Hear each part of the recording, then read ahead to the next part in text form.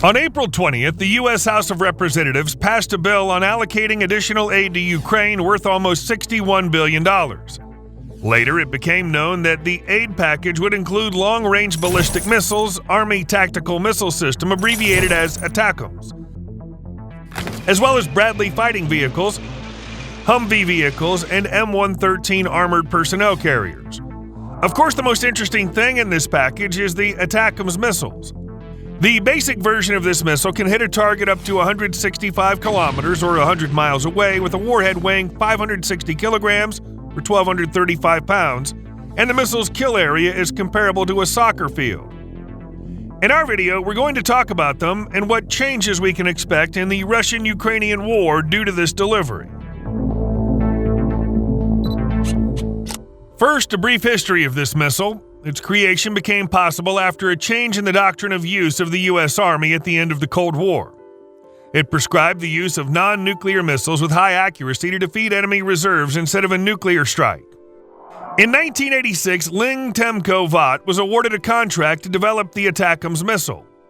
The first test launch of the WGM-140, which received the Army designation MGM-140, took place in 1988. And in 1991, ATACMS was first used in combat during Operation Desert Storm. The basic version of the MGM-140A ATACMS Block 1 consists of a nose-mounted control system, a cluster warhead, a solid fuel engine, and aerodynamic rudders. The M39 warhead contains approximately 950 M74 submunitions that can hit lightly armored vehicles, personnel, and enemy radar with tungsten fragments. A single M74 submunition is capable of striking live ammunition within a radius of 15 meters or 50 feet. Notably, during Block 1 testing, its accuracy proved unsatisfactory, but the missile's performance was deemed sufficient for a cluster munition. The ATACMS tactical missile flies to the target on a semi-ballistic trajectory, where the initial acceleration follows a rigidly defined trajectory and the subsequent flight is guided. The range of the ATACMS Block 1 missile is 165 kilometers or 100 miles. ATACMS is stored in a transport and launch container, which is loaded with ammunition and sealed at the factory. This allows for long periods of maintenance-free operation and minimizes the pre-launch preparation of the ATACMS missile. Multiple launch rocket systems are used to launch the missiles. The tracked M270 Multiple Launch Rocket System, abbreviated MLRS, is the wheeled M142 High Mobility Artillery Rocket System, abbreviated HIMARS. The tracked vehicle can carry 2 containers with ballistic missiles or rockets, while the HIMARS can carry only 1. In 1998, an improved MGM-140B ATACMS Block 1A missile appeared, which featured an increased target engagement range of 300 kilometers or 185 miles. For this purpose, the number of M74 submunitions was reduced to 275 to 300, and the control system was supplemented with the Navstar satellite subsystem. Improved equipment allowed to increase the accuracy of the missile. The circular probable deviation of the upgraded missile is less than 100 meters, against 250 in the Block 1 version.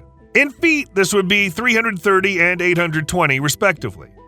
Also based on the improved ATACMS, developed a missile Block 1A unitary with a unitary fragmentation warhead weighing 227 kilograms or 500 pounds. The MGM-164 ATACMS 2000 and ATACMS 2000 MOD remain the most advanced versions of the current U.S. tactical missiles. The missiles, with a range of 300 kilometers, carries a fragmentation-fused warhead, which was supplemented with a 3-mode fuse with an airburst function.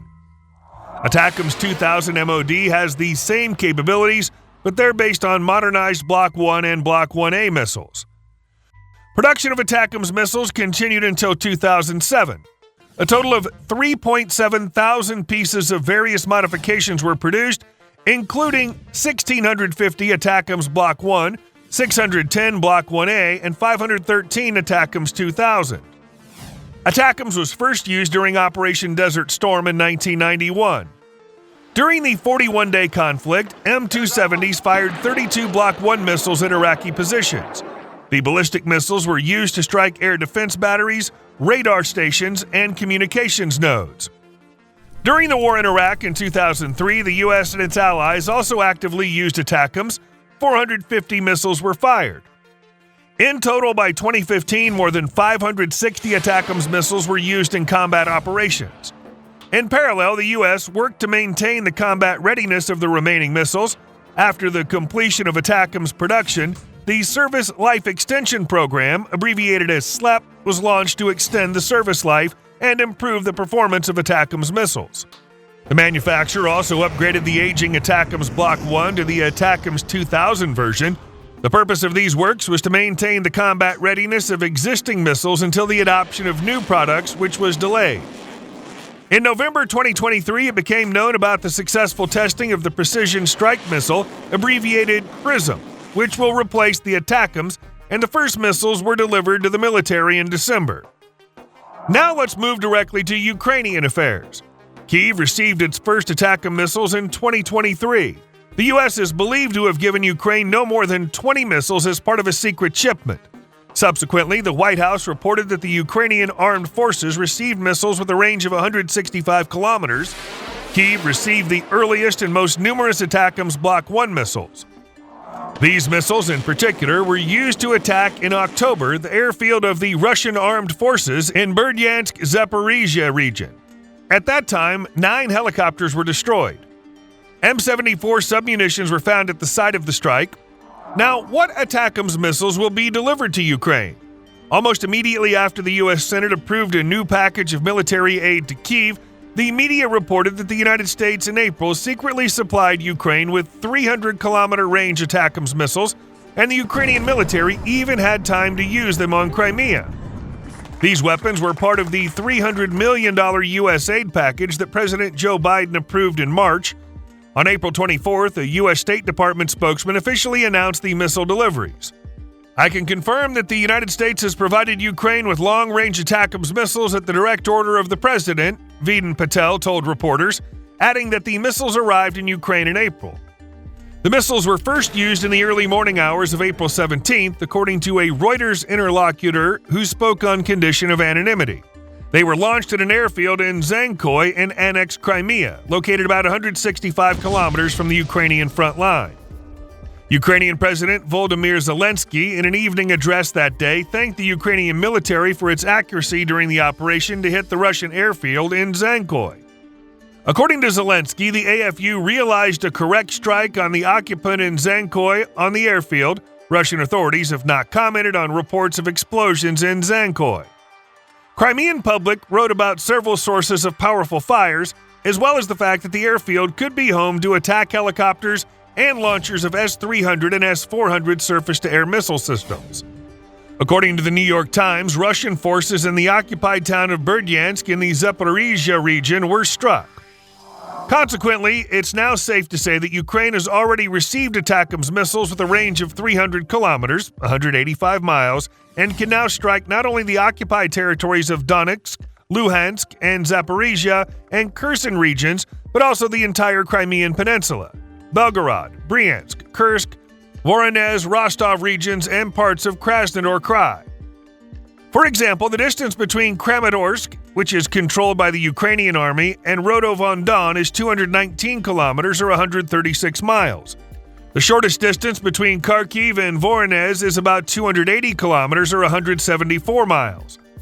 Military and infrastructure facilities located in these regions, including military airfields, military units, power plants, and logistics hubs, will be under attack. Of course, one of the priority targets will be the Crimean Bridge. The Russian media even flashed information that the attack on it would be carried out on June 22, 2024. Recall that on June 22, 1941, Germany attacked the Soviet Union. Now let's predict how ATACMS missiles can affect the course of hostilities. A lot depends on the number, which will be provided to Ukraine. U.S. Administration National Security Advisor Jake Sullivan says Washington has provided a substantial number and plans to send more. They will make a difference. But as I've said before, there is no magic wand, Sullivan immediately added. What the official meant by "they will change the situation" is unclear. Will they stop the Russian army's offensive, or help organize a new Ukrainian counteroffensive, or maybe defeat the Russian army altogether? The latter, in light of recent events on the front, looks fantastic now. This is probably why Sullivan said that there is no magic wand. ATACMS missiles alone are not enough for a successful counteroffensive. Let's remember how many tanks, infantry, fighting vehicles, and other weapons the West supplied to Ukraine for the summer counteroffensive last summer. So surely the nearest and most realistic tasks for ATACMS missiles is to help stop the Russian offensive. That task is well within their capabilities. Let's remember how ATACMS' little brothers, GMLRS missiles, disabled the Antonov Bridge over the Dnieper River, thus significantly disrupting the logistics of ammunition and military equipment supply for the Russian army, which was one of the decisive factors in the withdrawal of its troops from the occupied Kherson. However, the GMLRS has a warhead weight of only 90 kilograms or 200 pounds, which is 2.5 times less than the ATACMS. So why wouldn't Ukraine do something similar in Crimea? Destroy the Crimean Bridge and leave that peninsula without supplies? Of course, there's already an overland corridor through occupied Mariupol and further along the coast to the Sea of Azov. The Russians have even started building a railroad there. But this corridor is too close to the front line, and even GMLRS missiles can reach it. Of course, the air defense assets that protected the Crimean Bridge were much larger than the Antonov Bridge, and the Russians have already learned how to fight the missiles that HIMARS launches. They generate false GPS signals, thus fooling the guidance system. Therefore, neither GMLRS missiles nor GLSDB small-diameter ground-based bombs, which are also launched from HIMARS, have recently shown proper effectiveness. Foreign Affairs also wrote that the Russian armed forces have proven their prowess in countering GPS-guided ATACMS missiles. Well, only time will tell whether or not Ukraine will be able to stop the Russian offensive with the help of ATACMS missiles and other weapons given to it by the United States.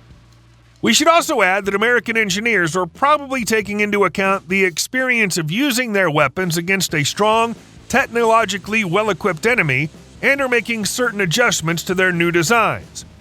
In particular, in the design of an even more powerful munition for the M270 MLRS and M142 HIMARS, a missile with a range of more than 500 kilometers or 300 miles with a warhead weight of 91 kilograms or 200 pounds.